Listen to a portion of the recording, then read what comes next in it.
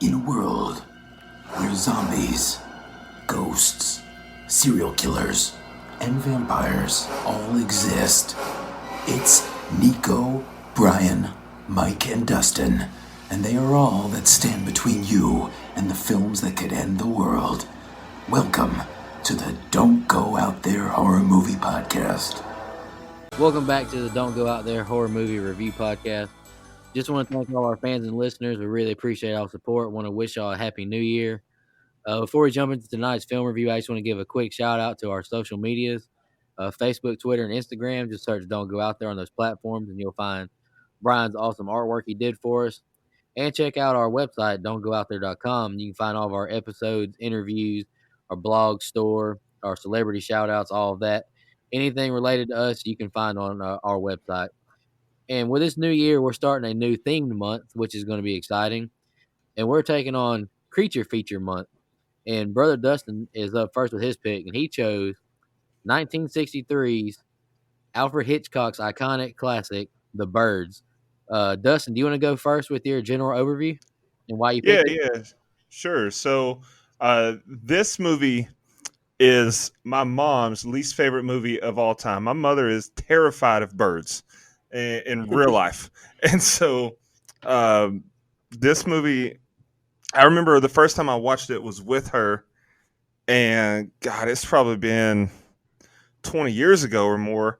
And I asked her about it yesterday. That's the last time she's watched it. She said she'll never watch it again. She's seen it twice in her life, and she'll never do it again, she said.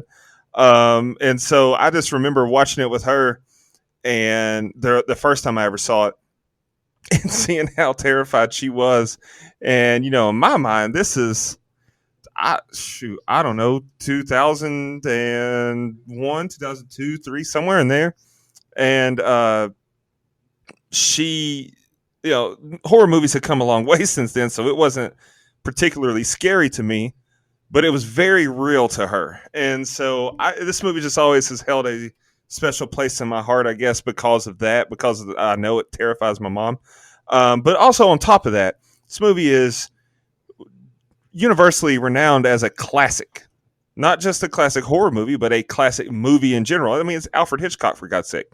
The man made at least one movie a year, sometimes twice a year, for almost 40 years straight, except for this one. This is the longest he went in between making films. Psycho released 3 years prior. But regardless, this movie is highly regarded by me, highly regarded by film critics across the world. And I hadn't watched it in a little while, so I thought we'll probably never get back around to reviewing this movie if I don't just go ahead and jump on it. So let's do it. Awesome, awesome. My general overview, honestly, is I don't think the movie aged well. No offense, Dustin. I think a lot of people my age or younger would probably agree with that. I do think this movie would be a great love movie or love story. I Listen to him see that. saying my people my age. You make it sound like I'm that much older than you. But anyway, get your shit off. Well, I mean, you saw it earlier, so I mean, you knew the movie before me. No, I hadn't seen this movie until a few days ago, and I'm 29, almost 30. But I've seen all the big blockbusters nowadays with the amazing special effects, and it just doesn't hold up well. But I respect the movie and respect where the path it paved, and it's Alfred Hitchcock. He's one of the most iconic directors of all time. So I'm not going to absolutely just hate on it, but I wasn't a giant fan. Brian, what's your general overview? It's been so long since I'd seen this movie. I may as well have, been watching it for the first time. With that said, I'm not even real sure I'd watched it all the way through. So, I mean, I'm definitely a Hitchcock fan, but I'll have to say that when I think of Hitchcock, like black and white is what I think of. And I was disappointed with the revelation of this being in color. I think it could have benefited from being in black and white personally, but that's just a personal preference. Uh, Hitchcock's got a very famous quote where he tells the difference in suspense and surprise. One where he describes a situation where like we're having an innocent chat about the weather outside or something, and I'm paraphrasing, but suppose there's a bomb underneath and nothing happens, and all of a sudden, boom, you give the audience surprise. But if you tell the audience there's a bomb and the public knows, that it's supposed to go off at a certain amount of minutes, now you build suspense and tension.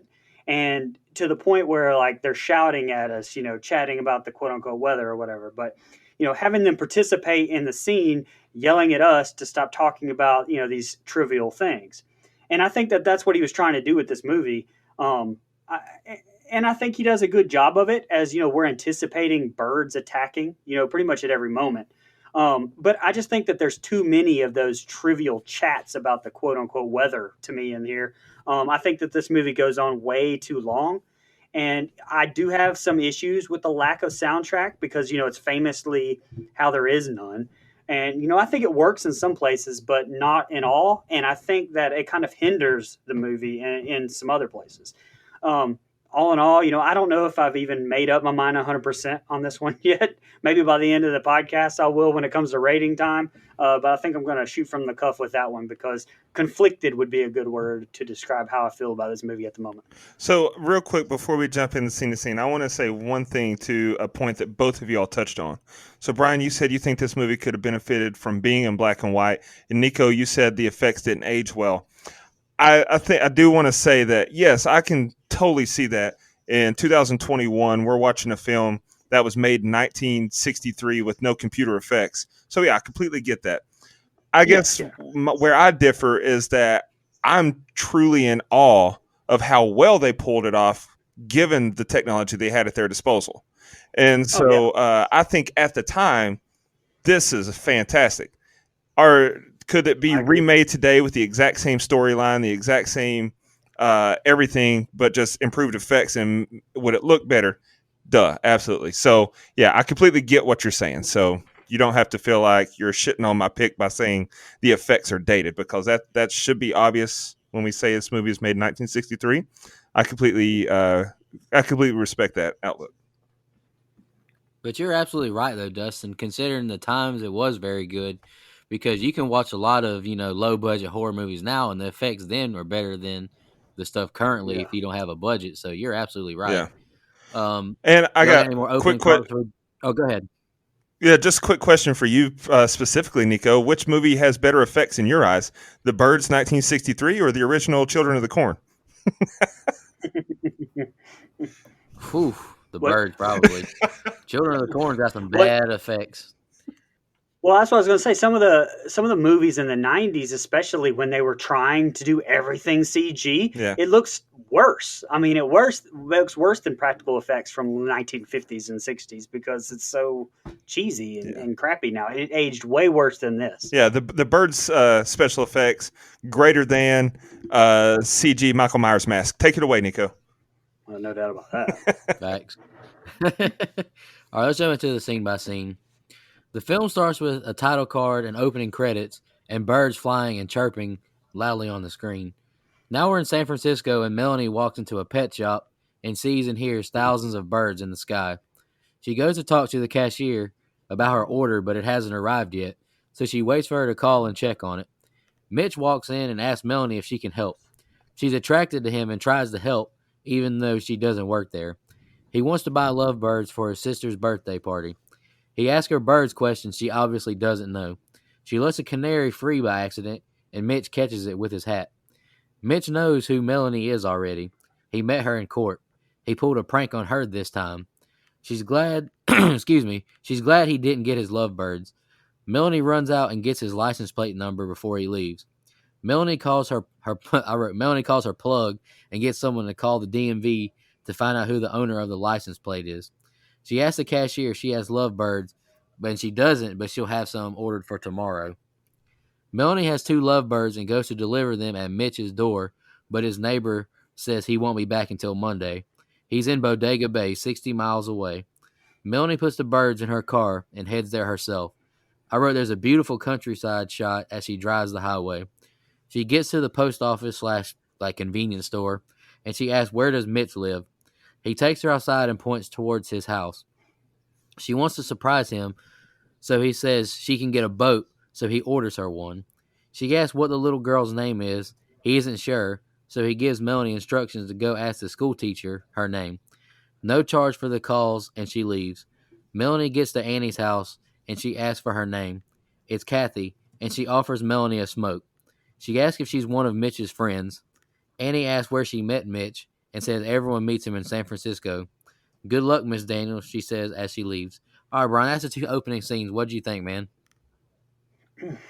Okay, so first of all, just get this out of the way because I know we handle this particular stuff differently in different cases, but I didn't know this, and so it's been so long. I think that it should be mentioned at least that Tippi Hedren actually came out and said that Hitchcock sexually assaulted her in a memoir she wrote. Now, I mean, I believe he was already dead when that came out, so I'm just simply putting that out there because I was surprised to come across that. I'd never heard anything like that be, said about Hitchcock. So I don't know. The listeners may want to that bit of knowledge as well. Maybe they were in the same boat as me. I don't know, but I think Tippi's a great lead. People may or may not know she's actually Mellie Griffith's mother. I think she's a lot more interesting than Rod Taylor's Mitch. But by God, let me just say that dude has some great fucking hair. Look, it deserves its own agent. That's one beautiful mane on that dude. I will say that. And I think they have pretty decent chemistry. I do think that he looks way too old for her, but the whole age thing with this whole thing was weird to me, and I think it was just the way that people looked at certain ages way back then. To me, like his mom Lydia looked like she was like 60, but I know she wasn't. But that's just her. She appeared that way, but she had a daughter and Kathy that was so young, like 12 or 13, I think she was turning. So it was almost like Mitch looked like he was in his 50s, but was playing some guy maybe in his 20s. So I don't know. The whole age thing played really bizarre to me, especially here when it was introducing to everybody. But I got used to it. And something else I came across that I thought was interesting was like, firstly, there's no explanation as to why the birds ever come, which I like that. Like she says, it's happening. Isn't that reason enough? But there's a theory out there that the birds are attacking more or less because of Melanie and her relationship with Mitch and how like it's considered inappropriate in Lydia's eyes, which I never really got. But reading that, makes me kind of watch it differently. So it's like that's the very factor that causes the alarming upending of Mother Nature in this theory. So they even like confront that later in the movie, which I'll get to, and that's like a hilarious scene, which I don't think was supposed to be hilarious, but it was hilarious to me. But if you watch it with those goggles, it's interesting because like it does coincide with those bird attacks. And the other theory is the full moon because that's brought up as well. But I like the no explanation route completely. And with some of that dialogue, it does feel like that it's Hitchcock kind of talking to us in the audience, telling us don't worry about why. Just sit back and be entertained. And that was a big thing of Hitchcock's. So, just make sure you have an intermission in between because you're going to have to pee in this 2-hour-long movie. But overall, I think that it kind of got to a slow start, even for character development. I think the lack of soundtrack, as I'll say a few times, like works in some places, but here to me at the beginning, it doesn't. I enjoyed the little bit of trivia, that the opening uses that same beautiful countryside shot, as Nico so eloquently put it. It's actually the exact same shot you see later almost for the opening of I Know What You Did Last Summer, which I'm sure was 100% done on purpose as a nod to this movie. But, it's worth noting, and I'm sure I'll bring it up whenever we review that movie. In that line, "You're a louse." Look, that's an underrated put down. I'm going to start using that shit. So go ahead, Dustin, you fucking louse. Wow. So first of all, I just want to say that if I ever stumble across Doc Brown and Marty McFly, I'm going back to 1963 to tell Tippi Hedren to call me sometime. Second of all, I want to touch on what you said about the ages in this movie. It baffled me when I found out that Rod Taylor in this movie was my age in real life. That man looks like he's about 47 years old. I'm 32, and we're the same age. Jesus Christ, man! That right there should be the poster for "Don't Smoke," but cigarettes. That is. Second of all, got a little cameo from Alfred Hitchcock there when she's entering the pet store. Alfred Hitchcock's walking his 2 dogs, and those were his 2 dogs in real life. I thought that was pretty cool.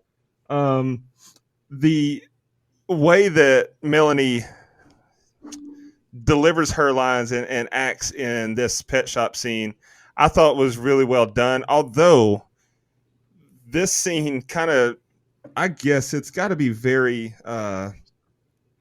It's got to be a sign of the times. Like this girl's supposed to be late, mid to late 20s or whatever, and fine as hell. She's a socialite, yet she's a prankster who shatters windows and goes to court all the time. Like either she's early 2000s Paris Hilton, or I just don't get her dynamic in this film. Why someone that's supposed to be as upstanding in society as her would be doing all this mischievous stuff, and then just like think it's. I don't know. That just seems like very lame pranks. That's what I'm saying. It must be signs of the times. But I thought it was hilarious that he's just like going along with it. And he says, are these lovebirds? And she says, those are redbirds. And he's like, I thought they were strawberry finches. Oh, yes. Well, we call them that too. I love that line. That cracked me up because it's like he got her and she tried to play it off anyway. Another sign of the times, fast forward a little bit, is just how trusting everyone is. Like everyone's willing to just tell Melanie everything there is to know about Mitch and tell her where the school teacher lives and all that. I thought that was that's very 1963-ish. I did enjoy how Hitchcock filmed the scene when she's driving, how the birds, every time she takes a curve, like the birds are swaying in their little cage. I thought that was funny. And she was driving like 210 miles an hour in that car. In that Aston Martin, which is another sign that she is very high up in society. She doesn't need to be breaking plate windows and jumping in fountains naked, which, again, in 1963, if she jumped in the fountain naked, I'd probably jump in too. That's neither here nor there. Overall, though, I do... There's some fluff in these scenes, just like there is in every set of scenes. And that goes to the 2-hour runtime. I don't need all of this, but overall, I think it's a solid opening to the screen. Shout out to the title card. I love how they just get right to the shit. Like, this is the birds, and here's everyone that's in it. No music, just listen to these squawking ass birds and get annoyed because that's what you're going to be. That's how you're going to feel about these birds for the next 2 hours. So it really sets the tone there and gets you on edge right away. So yeah, that's how I got on the first couple scenes.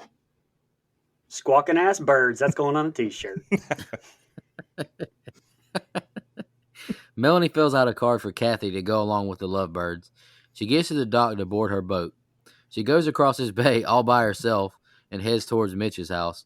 She paddles and ties off on their dock and heads towards their house with the birds.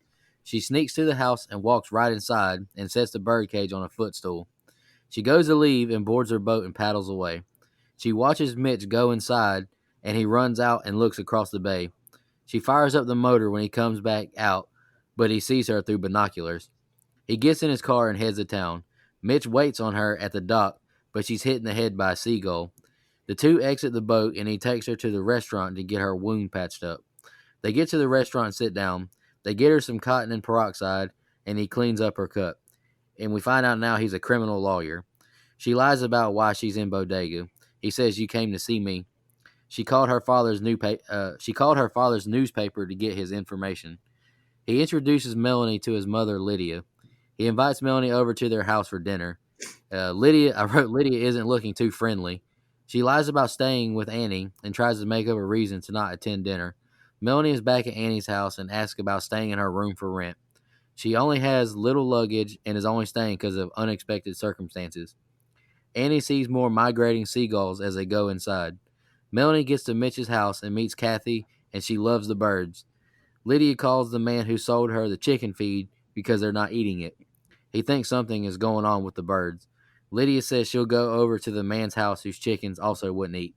All right, Brian, that's the next two scenes I got. There's kind of, like y'all said, a lot of fluff, but... Yeah, I don't have a whole lot. I have even less on the next group of scenes, but it's just more character development in this group of scenes. Too much probably, in my opinion. Like you said, some stuff of note I wrote down was how funny it was that that Melanie literally broke into his damn house to leave these birds. But the funny thing is when he finds them, his ass sprints out of there like he found some dead body or something. It was like walked in, boom, Deion Sanders sprint on the way out. But it was just super unnatural the way he ran. I don't know. It cracked me up to see that. I don't know, man. If you walked in your house and you found a fucking bird cage, wouldn't you run outside to see what the hell? I don't know, dude. That shit's funny. Go watch that again. That shit was funny. And again, I think the movie suffers right here from the lack of soundtrack. I think it makes the movie drag a little bit here in some places. Um, and obviously, I think that intense runtime could have passed along a little better with a little bit of soundtrack. Let me a little plug. If you go on YouTube and you look up the Birds attack sequence with full symphonic score, Mark Perella put together like basically a soundtrack that would have been for the times and put it in here. And I think it makes some of these scenes better. So I don't know. It's worth checking out if you guys have some time and want to go check that out. Something of note I thought was very interesting, and I think it happens a few times in this movie, and in this scene there's like there's a phone call happening, but yet there's also a conversation happening behind it too, and you can honestly focus either on either conversation on the phone or the people talking behind it. So I thought as a viewer, I thought it was pretty unique, and even still today, and I thought that was at least noticed by me and worth mentioning. I think Suzanne Pleshette does a great job in this movie as well. I really like Annie, and apparently Hitchcock beefed up the role some and made it younger specifically for her, and I can see why. Like, her and Rod Taylor barely have any interaction in this movie, but I think that there's a hint where that they were exes. I think that was kind of a nod to the fact that they played love interests like years before in two other productions, and would again a few years later in a film called The Hunter. And that's kind of something Hitchcock liked to do in some of his movies. Would add or put little things in there like that, nuances and stuff like that. Lastly, the scene here with Annie, it's what I was referring to earlier when I said like the hint about the full moon, and Hitchcock just giving you something for you to latch on to as possible explanation for your mind to explore there. Yeah, so I don't have a lot on this either. Just a couple. I mean, I want to say that this movie debunks most geographical theories because the shortest point between 2 points is definitely not a straight line. She jumps in the boat and he drives all the way around the bay and beats her. That's some bullshit right there. This scene did a lot of character development as far as the storyline and the interests. I mean, the sexual tension, since it's such innocent times in 1963, just the flirting between Rod and Melanie is very abundant in this movie. You can tell that they're into each other, but they don't want to say that they're into each other. So, I mean, is it necessary? No, but it kind of makes sense why they feel comfortable with her staying as long as she did. That he's into her, so makes sense there. This set of scenes we get introduced to. I mean, the cast of this movie is phenomenal. You get Jessica Tandy, who plays Lydia. She's been in everything. She was Miss Daisy in Driving Miss Daisy. She was in Fried Green Tomato. So, well respected actress there. And we also get Veronica Cartwright playing Kathy's a young Veronica Cartwright. You may know her as Lambert from Alien, but you also may know her as the mother in the opening scene of Scary Movie 2, which we just reviewed. So I thought that was funny. It's like the last two movies I've picked have had her in it. Hey, Dustin, totally where can they find that review at, Dustin? There's this great website. It's www.don'tgoouthere.com, and you can find all of our all of our episodes as well as some merchandise. Yeah, so I don't really have anything else. Kathy hugging this complete stranger just because she bought her some fucking birds. Like, Jesus Christ, girl, get it together. Don't put yourself out there like that. That stranger could have shanked you right in front of your mom and brother. This is why she gets killed from behind in Aliens. This is exactly exactly. She's too trusting. Too trusting. So yeah, that's basically all I got on these scenes. Just like you said, a lot of fluff. Now I do want to say, because I actually really enjoy the fact that this movie has no soundtrack. I know that we are complete opposites on that, but the reason I'm okay with it and the reason I actually love it is because it does make this whole movie just feel eerie.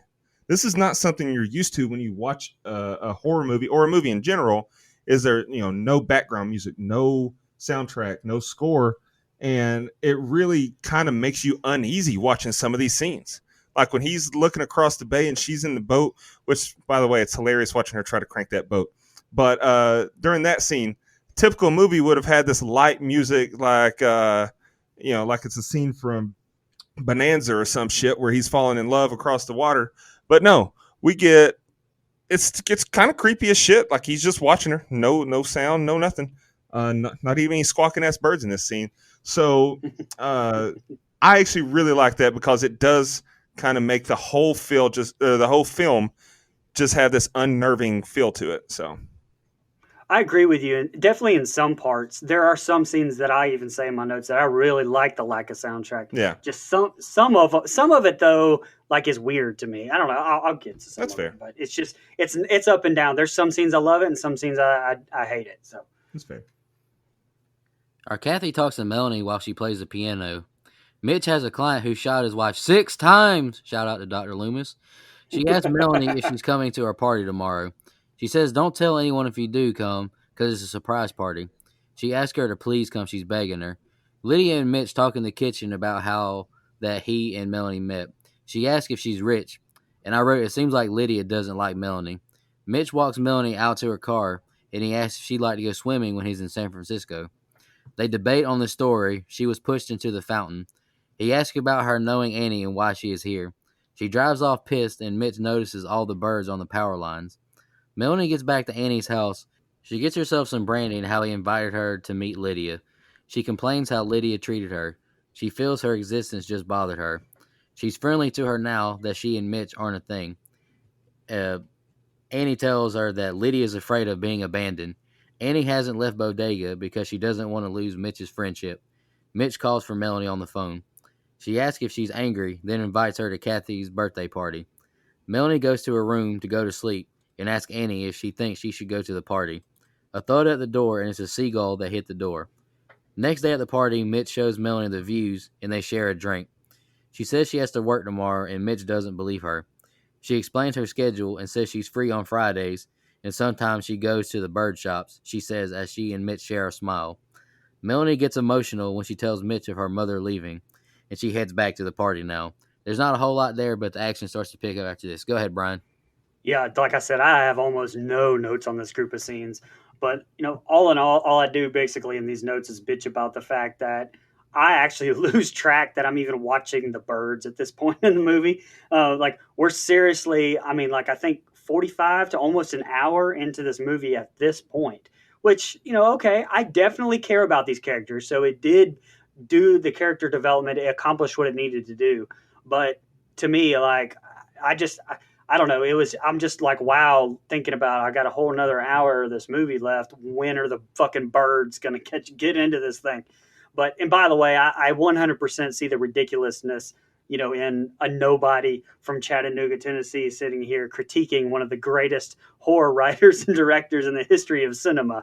So that's definitely not lost on me. I can almost hear the "fuck you, Brian, you don't understand" listeners right there, right now. But I will also like to take the opportunity to say that the original story that this was based on by Daphne du Maurice, I don't know French.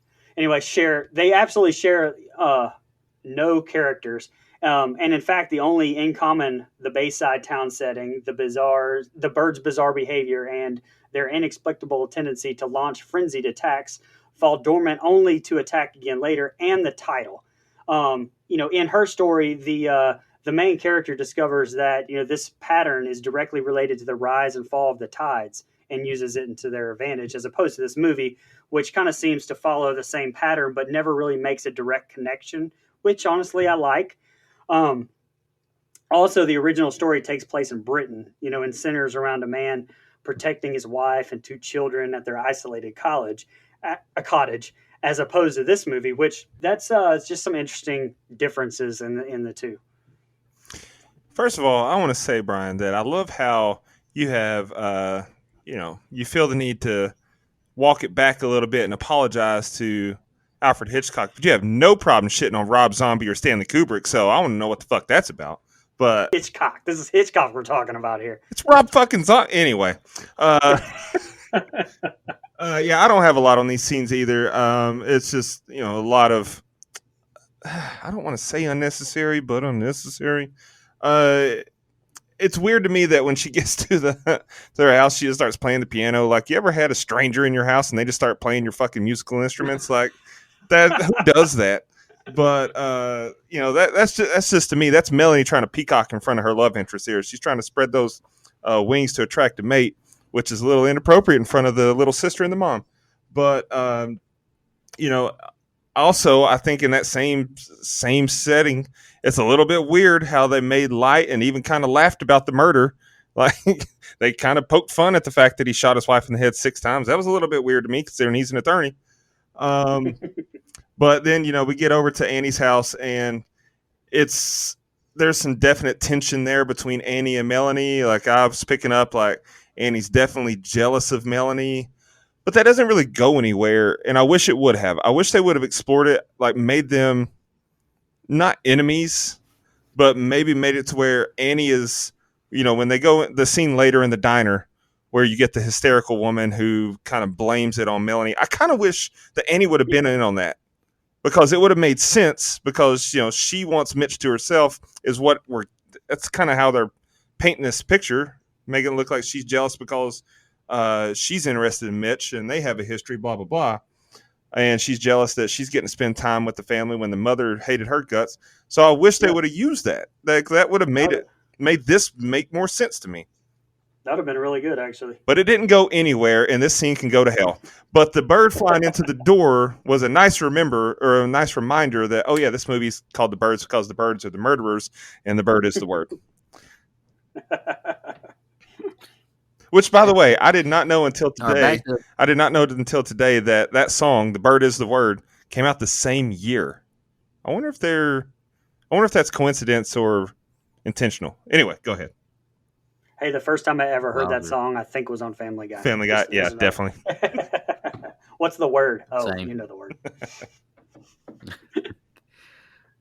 All right, back to the party, and Annie's looking hella jealous, and now seagulls start to attack all the kids and the party attendees. The adults gather up the kids and get them all inside.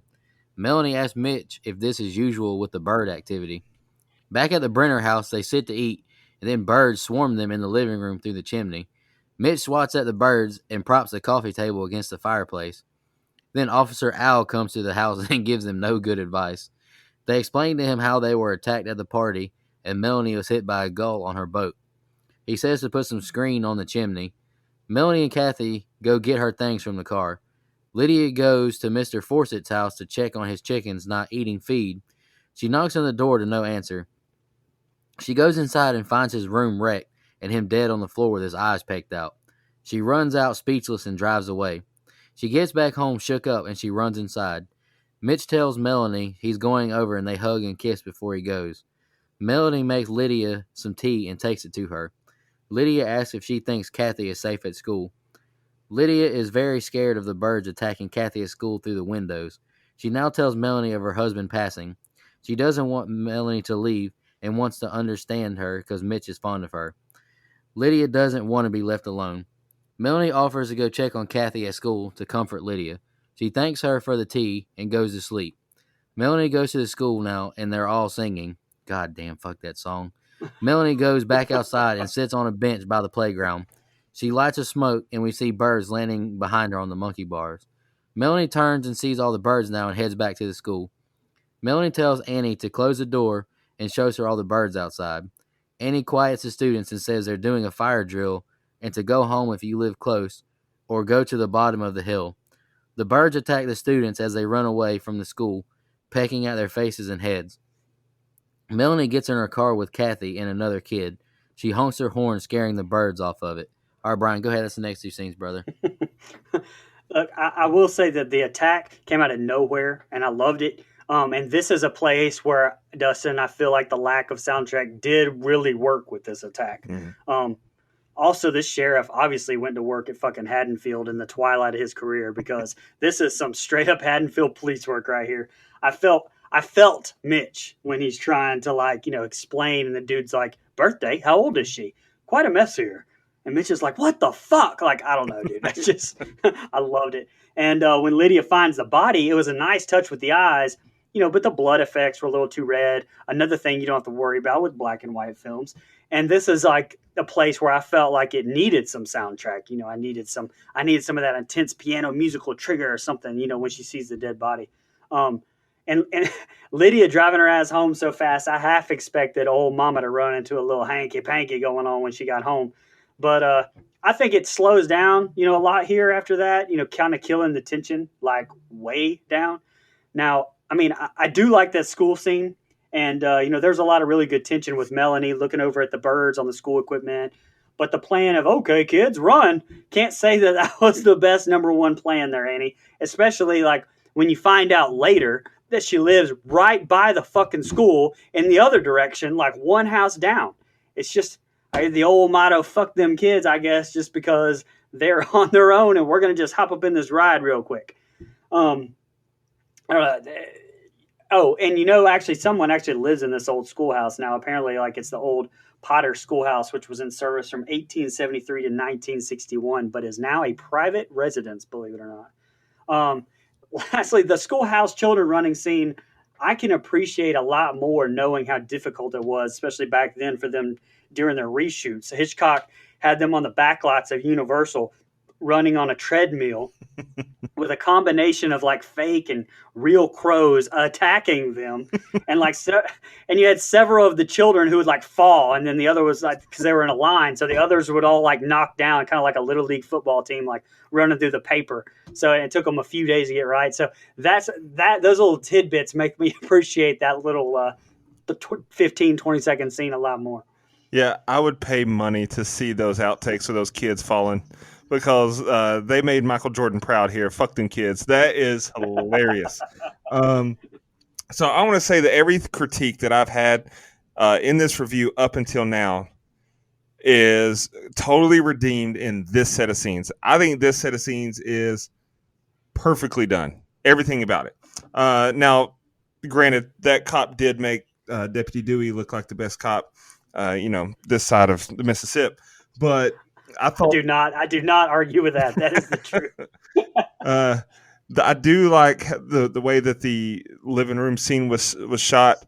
How they're just sitting there, and then she sees one bird. She's like, "Oh shit!" But before she can alert everyone, like, "Hey, we need to go!" Like, too late, bitch. They're already here. And I want to give a shout out to Rod Taylor for the way he acted that, because there, all that all those birds that were added to that after the fact. That he was just out there swatting for the hell of it. And he was acting his ass off with that would be another scene that I would like to see, just how it was shot, because he probably looked like the scene in Tommy Boy when they get out of the car and they start running and blame it on the bees. Like that's what he had to have looked like, because there's nothing there. But I thought that was a brilliantly shot scene, how the intensity and the tension that's built with her seeing it, and then that moment of oh shit, and then the floodgates open. So I thought that was great. And I thought that Farmer Dan's dead body, the effects on that were great. I know what you're saying with the blood being too red or whatever. But again, I want to go back to the fact it's 1963. And, sure, they probably could have made something that looked a little bit more like blood back then.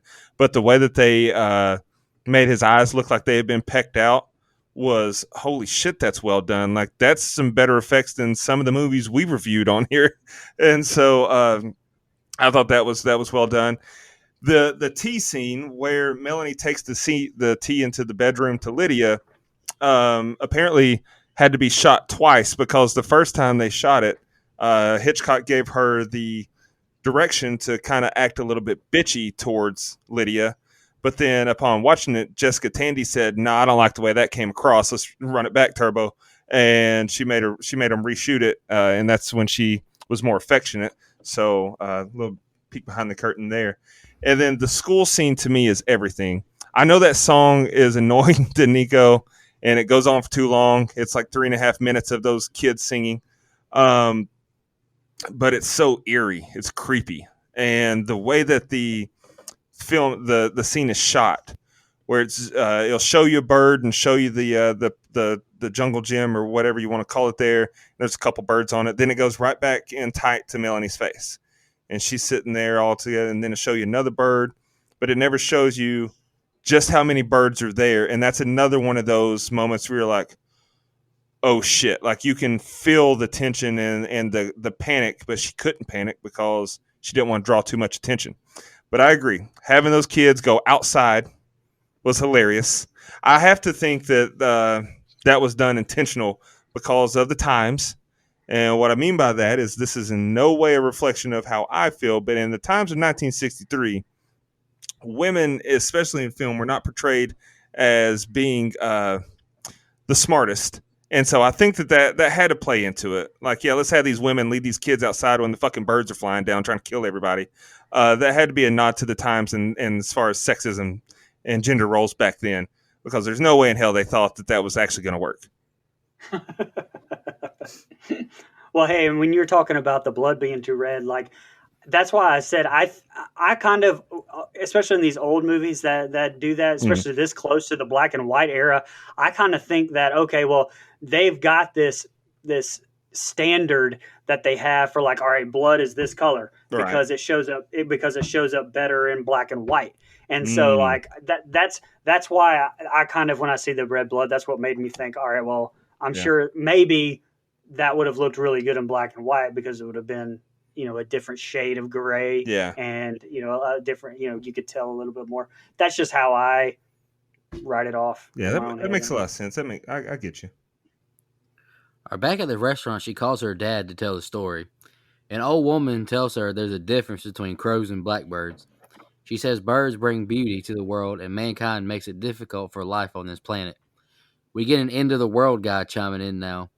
And now the sea captain says his boats got attacked by the gulls. Melanie believes the birds are trying to kill the children. A businessman shows up trying to get some midday liquor as the other restaurant attendees chat. Businessman says to get a gun and wipe out the birds. Kids at the table are scared of the stories they're hearing. Mitch and Officer Al show up and tell them about the death at the house. They now talk about the gulls flocking into Santa Cruz, but nothing happened. The businessman finishes his drink so the scared mother can follow him to the freeway. Melanie hears gulls flying and sees a man pumping gas get attacked. His gas keeps pumping and flows to the businessman's car, and he steps out to light a cigar. They try to warn him, but he ignites the fuel, lighting his car on fire in the gas station. Gulls fill the screen now and attack the people. Melanie, this is the most, I would probably say the most iconic scene. Melanie gets in a phone booth and is swarmed as she watches the chaos. She runs out the booth when gulls fly into it, cracking the glass. Mitch helps her get back inside the restaurant. The others inside all look shook up, and the mother asks why are they doing this. She basically blames Melanie for the birds' attack, calling her evil. Mitch and Melanie head to Annie's to pick up Kathy. The crows are back on the monkey bars. They get to Annie's house to find her dead outside of the house on the ground. They get Kathy out the house, still alive and crying. Mitch covers Annie with his jacket. Melanie says not to leave her there, so he puts her body inside her house. They leave the house and get in Melanie's car. Kathy says they heard the explosion and went outside to see what it was, and the birds covered Annie as she saved her. All right, that's the next two scenes I got, Brian, and the next two are the ending. Go ahead, brother. Yeah, this is probably my favorite set of scenes, but by God, I have some questions. First of all, I love the drunk guy at the bar quoting the Bible, but I feel like this bar scene went on too long, like before the next bird attack. It's another one of those scenes I think it's got some fluff. Also worth noting is that dude who was going to give the old lady, who I by the way, I thought the old lady was a grandma of those two girls, but I believe they called her mom. I don't know, more age weirdness there. Quit smoking. But anyway, that businessman sure chugs that whiskey quick and then goes to get in the car. That's definitely a product of the times. Something interesting of note that I read that I thought was really cool was actually that service station that explodes. That's diagonal to the restaurant. In reality, this station did not exist at the time of filming. However, several years later, a service station was built right there in that spot and is still located at the exact same spot shown in the movie today. So I thought that was pretty cool. I did love the sky shot of the birds hovering over the fire, like ready to attack. And of course, that classic scene in that phone booth, that's so synonymous with this movie. I think Tippy, can I call her Tippy? Yeah, we're on a first name basis now, I think. Tippy does very well acting during those scenes. And we talked about how they did stuff. I always, in really old movies like this, when you see an overhead shot, we take those for granted nowadays. And we're thinking, okay, that's done by a drone. Or, even the later years, oh, okay, boom, that's definitely a helicopter. I'm sure that helicopters were not exactly the easiest things to get a hold of in 1963, just to go off and shoot landscapes and things like that. So I definitely appreciate those big shots like that now, especially from back then. And I'll tell you what, this is the scene I was talking about earlier. I'm not a fan of the hallway scene at all. I think they need to call that dude from Office Space for a jump to conclusions, Matt, because what? All those fucking people have shown up to the bar the last few days. Like, I don't know. Like, they just totally jumped to, all right, it's your fucking fault, Melanie. So I don't know. These, it, what's hilarious is just my notes of like the rest of this scene because it's exactly what I wrote here. I was like, why are they walking past these crows and not driving the fucking car? And then I wrote, wait, Annie lives right next to the fucking school. Why the hell didn't they run the other way from the school earlier? So, I already said that, but that's exactly what I wrote in my notes at this point here. So, I have nothing further to say, Your Honor.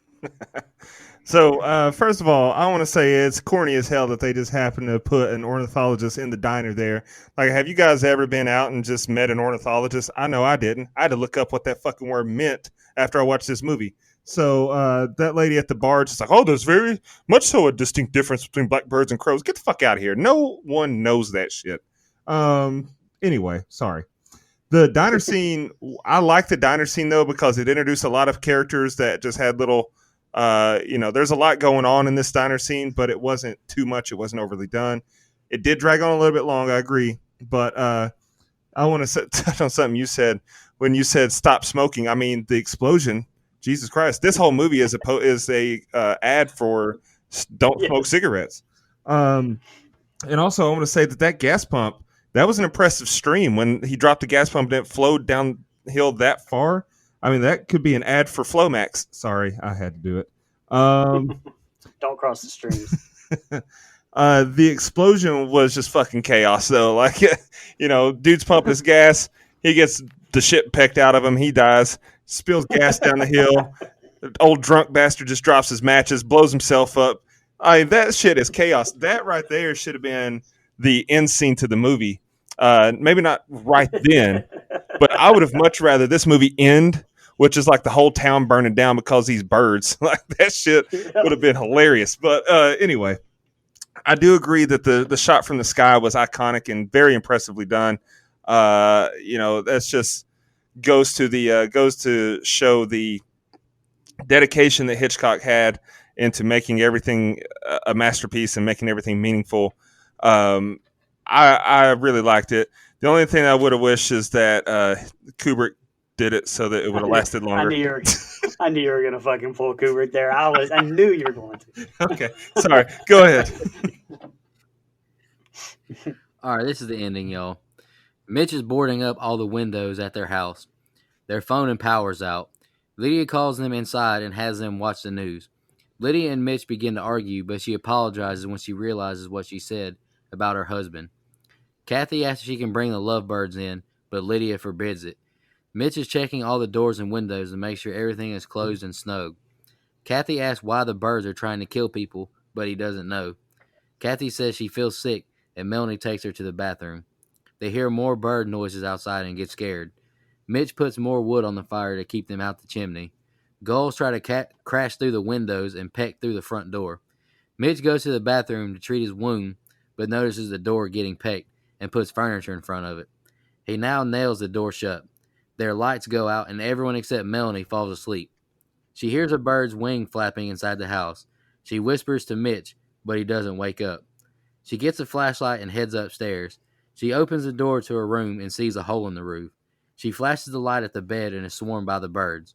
And I wrote, Jesus Christ, Melanie, yell, leave the room, do something. Mitch finally gets upstairs but can't get the door open at first because her body is blocking the door. He gets the door open and drags her out the room. He asks for brandy and peroxide, and Melanie wakes up and swats at Mitch, thinking she's still being attacked. Mitch says we have to get her to a hospital. He says they better go now between attacks. Mitch walks outside with birds all over his porch and house. He gets to the garage and listens on the radio about the bird attacks. The reason of the bird attacks isn't known. He opens the garage and drives her car out. He goes inside to help escort her to the car so they can leave. The path to their car is full of birds, and Melanie doesn't want to go out there, still in fear.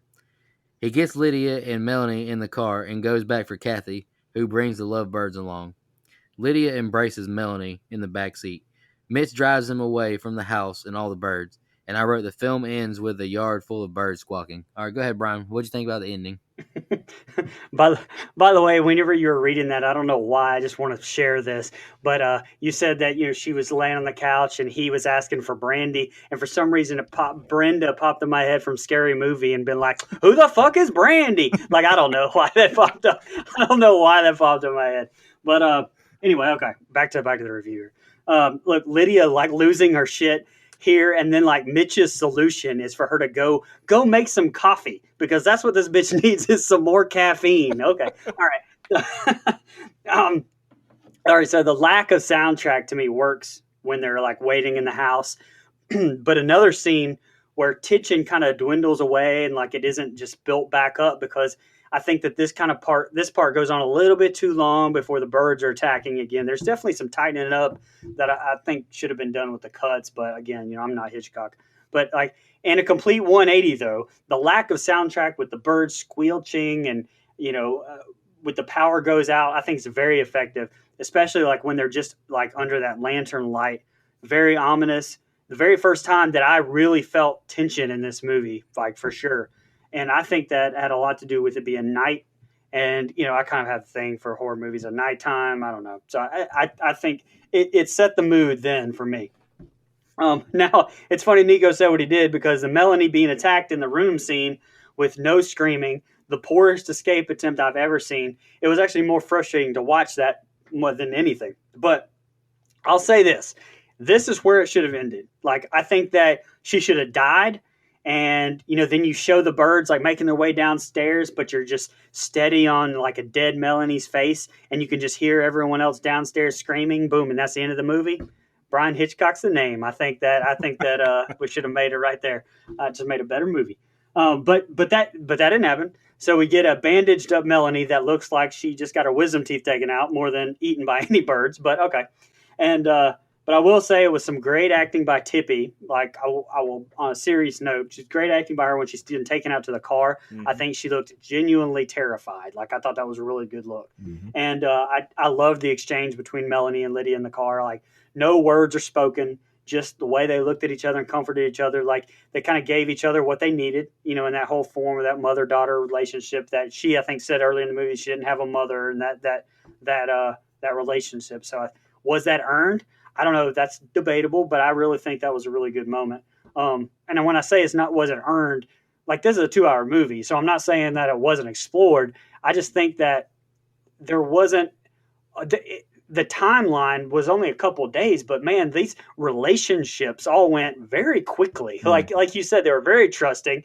Melanie and was it Mitch? Like shit, he was like, almost like they'd been married for 10 years after, 2 or 3 hours, the way that he was talking to her. So I just felt like when I say it was earned, I just feel like the relationships didn't advance too quickly. I guess it didn't advance at a normal humanoid speed. I don't know. But that was a good moment. That was a very good moment. And lastly, again, I'll say that I think that this would have been more effective all the way through in black and white. And that's just me. I think that it would have been, and I think the ending shouldn't have been so happy. I think that they maybe should have all died in that house. Or like Dustin said, have the whole town just burned to the ground. Yeah. So, I agree with a lot of what you said there. First of all, Kathy, sweetie, you want to take these birds. They're birds. Are you dumb, stupid, or dense? Like, what's going on? You see what these fucking things are doing all over town, and you're like, can we take these? They ain't done anything bad yet. Anyway, Melanie going upstairs. No, honey, that don't work for me. Wake his ass up. Like, you're just gonna, I hear what sounds like birds.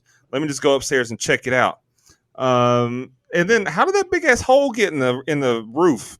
Like, Jesus Christ, these birds got pickaxes and shit, and they're just up there digging a hole through the attic. I don't like that. That doesn't work for me. And then I love how she saw the hole, saw the birds, and her instinct was to go into that room.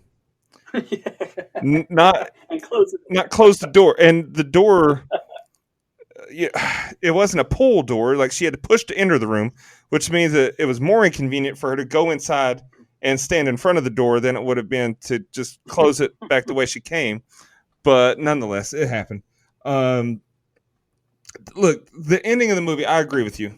I don't like that it was so anticlimactic. They just drove off, and we don't really know what happened, but we're assuming everyone lived happily ever after, and the birds didn't continue to terrorize their lives. But we don't know that. But look, this is a shit ton of birds.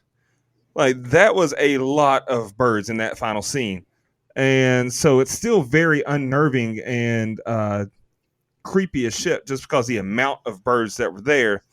But I don't like how. Yeah, I agree. It shouldn't have been so happy. At least someone should have died in that house, if not all four of them. And this goes back to what I said about the relationship with Annie. Like, I feel like that was a little anticlimactic. It didn't really pan out. And the ending of this didn't really pan out. So either the birds cause mad chaos and burn the whole town down, or I like what you said, have the camera kind of like a Blair Witch Project ending, where Melanie's down and the camera is just staying in front of her face, but we can see shadows in the background and hear the screams. So like we know some bad shit's going, but we don't even necessarily have to see it. Like shoot it, something like that. So I agree with what you said 100% there, Brian. But overall, it's 1963. I don't know that that's in the cards. I don't know. That might have been too dark for the times. I mean, for God's sake, we see how innocent everyone else in this entire movie is, and how trusting they are, and how just happy-go-lucky everything is. So maybe that was just too dark. But that goes to what Nico was saying earlier about it not aging well. Is I think that's just we're conditioned to movies ending darker in this genre. So take it for what it's worth. Overall, I thought it was a satisfactory ending to the film, but could have been better. Something else. Oh, yeah. Something else. One more thing I wanted to say about this last scene that I thought was funny as hell, because it was Tippy and is it Kathy, the daughter? She like, and I even think Melanie, that they were all, when the birds were on trying to get in the windows and going everywhere. Like Mitch is running around like he doesn't know what to do. I don't know what to do with my hands, and like they're like tucked in the corner, and so his solution was like, all right, and he picks them up and like puts them on chairs. Like that was his solution. Like, I'm going to go get you out of these corners, and I'm just going to sit you back in the middle of the room in these chairs. Like that was Mitch's saving grace, I guess. I don't know. I just thought that was funny. I was like, what the hell is he doing? Yeah, I'm kind of with you, both of you. I think they could have ended this movie a little better. I mean, all they did was drive to the hospital after this. Why didn't they drive, instead of going back to Mitch's house, go to San Francisco then? Like, why not just go then? You save some runtime, but it is what it is. It wasn't bad. Let's jump into one Facebook question we have from Michelle Mirza before we do our fun facts. She said, I am a fan of this film. I am a fan of Alfred Hitchcock films in general. How important do you think Alfred Hitchcock and films like this were in paving the way for modern horror films? Dustin, do you want to take that on first? Yeah, sure. I mean, I don't think that the horror genre would be what it is without Alfred Hitchcock. I mean, you can't run without walking first. You can't walk without crawling first. And I think that Hitchcock did a lot of crawling that turned into walking, and that's how we got present day running. And that's the best analogy I could think of. He really paved the way and did a lot of things that were unheard of at the time, and transcended the genre in a lot of ways and the time periods. So I think it's impossible to put a measurable term on his impact. No, I completely agree. You said it. He's known for doing horror, and very rightfully so. But I mean, he did a lot of shit. He's very well known for some other. I mean, a lot of people think that his best movie ever was a World War II movie. That he did. So it's like he's a very groundbreaking filmmaker, to say the least. And, Dustin said how many films he did over that period of time. That's outrageous. But you know what? You don't do that if you're making shitty films, and you don't do that if you're not, and you don't do that and not learn. And so, heck, I mean, groundbreaking is just like you said. It's hard to put it even into words. So I absolutely agree with you. I mean, he has 452 titles credited to his name on IMDb. 452. Now, that's not all writing or directing or what have you. That's total everything that he did, but that's a lot. It's crazy. Oh yeah, and like you guys have mentioned, 3 years before this, he did Psycho. Yeah, Right. And that's rated as top 3 horror movie of all time. And the shower scene is probably one of the most famous scenes in movie history.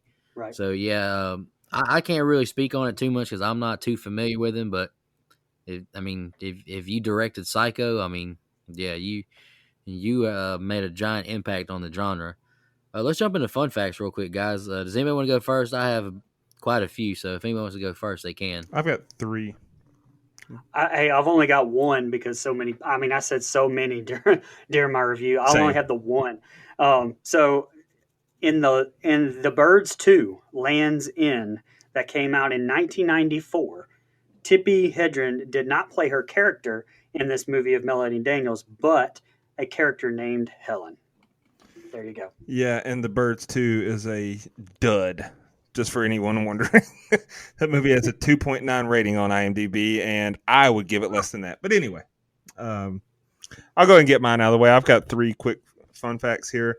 The UK premiere in London had fake bird noises playing outside the theater to further the scare and suspense for moviegoers. That'd be creepy as shit. I mean, you got to think 1963, like I said, it's a different time. So you walk outside the movie theater after seeing this, and you hear bird sounds coming from the trees. That's kind of creepy. That's fucking awesome. Yeah. This one was, I did not know this. Shout out to James A. Janice from the Dead Meat podcast and Dead Meat channel on YouTube. I learned this watching his kill count review of this film. The special effects for this movie, the visual effects, were done by, and I'm probably not going to say his name right, Ub Iwerks. His first name spelled U-B, last name is I-W-E-R-K-S. That name in itself may not mean much to you, but if I told you that he designed Mickey Mouse, like the actual Mickey Mouse, you know what I'm talking about? So yeah, that guy did the visual effects for this movie. I think that's incredible. That blew my mind. Last thing that I've got is just speaking of how Hitchcock found Tippi Hedren. So he apparently saw her in a diet drink commercial while watching the Today Show. And in the commercial, she's walking down the street and someone whistles at her and she turns her head and smiles. And that little scene, there was a nod to it in the opening scene of this film when she's walking into the bird shop. Little boy's walking past her and whistles, and she turns her head and smiles. That was done intentionally by Hitchcock to recreate that, and it was kind of like an inside joke between he and her. I didn't write this down, but I just thought of it. So she was 33 when this movie was released, but she, at the time, she was billed as being 25 because this was her acting debut. 33 was considered old at the time for someone to be breaking into movies in a leading role. And so it wasn't until many years later that she revealed her actual age, that she was 33 at the time, not 25. So that was kind of interesting. All right, I got a few of them, all of them from IMDb. Sir Alfred Hitchcock revealed on the Dick Cavett Show that 3,200 birds were trained for the movie. He said the ravens were the cleverest and the seagulls were the most vicious. Rod Taylor claims that the seagulls were fed a mixture of wheat and whiskey. It was the only way to get them to stand around so much.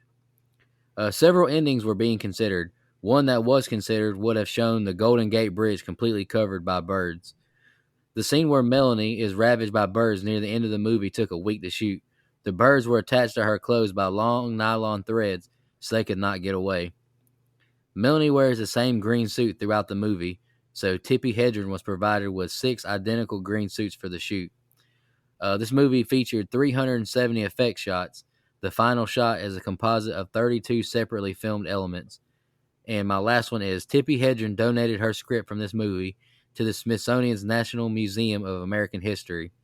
and I thought it was in Smithsonian Magazine, August 2008, page 28. I think that's pretty cool. Yeah, that's awesome. All right, let's jump into our favorite kill, least favorite kill, and the rating. Brought to you by Manscaped. Just go to their website and use our code DON'TGO for 20% off and free shipping. My favorite kill, I chose the neighbor, Dan Fawcett, found dead by Lydia. I thought it looked great. The eyes pecked out, the blood. I thought it looked great. The destroyed room, I thought it was pretty cool. And I'm not a fan of off-screen kills, but I like that one. My least favorite kill, I chose Annie. I wrote she's an important character, killed off screen, and she wasn't even really that bloody, honestly. I mean, it would have looked better if she would have looked like the neighbor found. All right, my rating, oh man, I don't even want to say it. I gave it a 4.5. No offense meant with that rating. I just wrote it's aged like a pack of lunch meat left out in the sun. The effects aren't good by today's standards, and the concept just doesn't do it for me. It doesn't explain why the birds are attacking the people. But I said I will praise the portrayals of Mitch by Rod Taylor and Melanie Tippy Hedren. I really enjoyed their scenes, honestly. I think they'd have been great in a romance movie together with their I thought they had great chemistry. I wrote, this is an iconic film from an iconic director, but it's just not for me. Go ahead. Okay, I'll go. I actually thought I was going to be groundbreaking with my least and favorite kill, but that's the same damn ones as Nico. I would even had this whole thing written out about how I've never picked an off-screen kill ever for my favorite one, and here we go. I was like, and I picked it with the eyes eating out. Said the same shit. So actually, nothing different about what Nico said, because my worst kill is Annie's, and I thought she deserved better than that. But I think that there's a lot of very good aspects of this film. It's an absolute classic. There's no doubt about it. I think it opened the door for a lot of movies, like, kind of like we've talked about. But I also don't mean this as a slander either. I don't think it's Hitchcock's best film. I think it's in his top 5, but I think there's 3 or 4 that's better than this. And that's, out of how many hundreds, 400 and something movies that he made. So that's not a bad thing. I actually gave it a 6.5 for a rating. And like I said, I kind of, as we talked through it and broke this movie down, I kind of put my rating, because I literally did not have anything at the beginning of this, because I was so torn. I was anywhere from a 4 to a 7. It's just, I don't know where to rate this, because I enjoyed it, and then I didn't enjoy it, and there were so many nitpicks I had. So I gave it, I think I gave it a 6.5. Is that what I just said? 6.5. That's where I'm at. Okay, so my favorite kill, I'm gonna do least favorite kill first. My least favorite kill is gonna be I'm gonna have to go with Annie to kind of differ from you guys. Oh wait, that's what you guys said. For the same reasons though, because I mean it's off screen, but also we didn't really get to even see the effects. He was covering her face, and it's just kind of lame. And she, like I said, it was kind of anticlimactic how her character developed, with the tension never paid off with Melanie. It was just kind of all for naught, and a lame way to go out.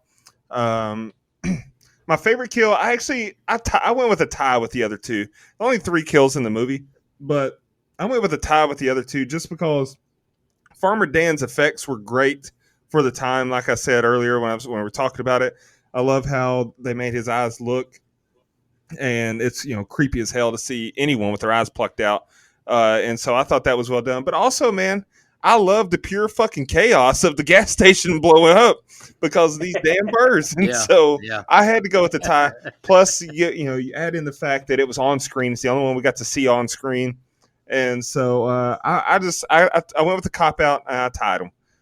For my rating, I went with an 8.5. And I think I agree with what you guys are saying. It is a dated movie in certain aspects, but it also is a classic. I gave it a higher rating than 2 of you. Maybe it's because I was so in love with Tippi Hedren. She's gorgeous in this era. She's beautiful. Yes. But also, I just think that it was so instrumental for me just knowing how this movie still haunts my mom. And I think that all the things I said earlier, man, it's got some very iconic moments with the schoolhouse scene and the living room scene with the birds down the chimney.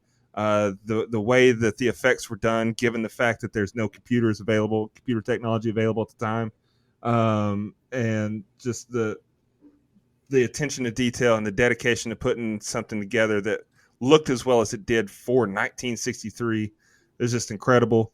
The impact that the movie has on the genre, and it's still, you can look up any number of film review lists, like the 1001 movies to see before you die. I saw that was a list, or the top 100 most influential movies of all time. That was another list I saw. There was like 5 or 6 film lists that I saw. This movie's in the top 50 in every single one of them. And you think about how many movies come out every single year and how long film has been coming out. That speaks in itself to me. This movie is a classic, and I enjoyed it. So I gave it an 8.5. That kind of balanced out Nico's 4.5. So for the three of us, the composite score is Brian's score 6.5. I don't think I would ever watch it again, personally. And IMDb has this movie, because we've kind of been doing that lately, see how we compare to them. We give it a 6.5. IMDb has it as a 7.7. So I blame it on Nico's youth. Well, who knows? Mike could have given it a 9 and balanced it out. Who knows? Yeah, exactly. I'll take the blame. I'm just gonna blame it all on your roots. I did need to watch it. Blame it all on my Hold roots. Yeah. Did Dustin just tell himself again? I think he showed up in boots. Is that a song? Go ahead. No. Anywho, do y'all got any more final thoughts on the birds before Brother Brian announces his creature feature pick? I got it all out. Same. Well, I thank you, Dustin, honestly, for picking it, because I did need to watch it, and I never would have if you wouldn't have picked it. Anytime. You can count on me. I've done that a few times. You can count on me, brother. Oh, yeah. All right, Brian, go ahead and announce your pick for a creature feature next week, brother. We are going to a 1998 and Robert Rodriguez film, which has, Josh Hartnett in it, which this will be, I believe, the third Josh Hartnett movie that we have done on this show. I know we did 30 Days a Night and H2O. If there's another one that Hartnett was in, I missed it, and shame on me, because I love me some Hartnett. But it's got Jordana Brewster. It's got Famke Janssen. That's your girl, Dustin. You've got the fucking T-1000 and Robert Patrick. You've got the fucking Daily Show and Jon Stewart and Frodo Baggins himself and Elijah Wood. We're going with the Faculty. Nice. And friend of the show, John Abraham. And friend of the show, John Abrahams. Our second John Abraham film. That's very that true. I can think of. And he's credited. He's credited as the "fuck you boy" in this movie. So I'm looking forward to it because, spoiler alert, I don't think I've ever seen this movie. Shocked. I just cannot believe that. Anywho, before I get bullied anymore, just want to wish all our fans and listeners another Happy New Year. We really appreciate the support. We're looking forward to another action-packed, star-studded year for us. We're going to work hard for you, and we hope y'all enjoyed this episode, and y'all have a good one. Just want to remind everybody,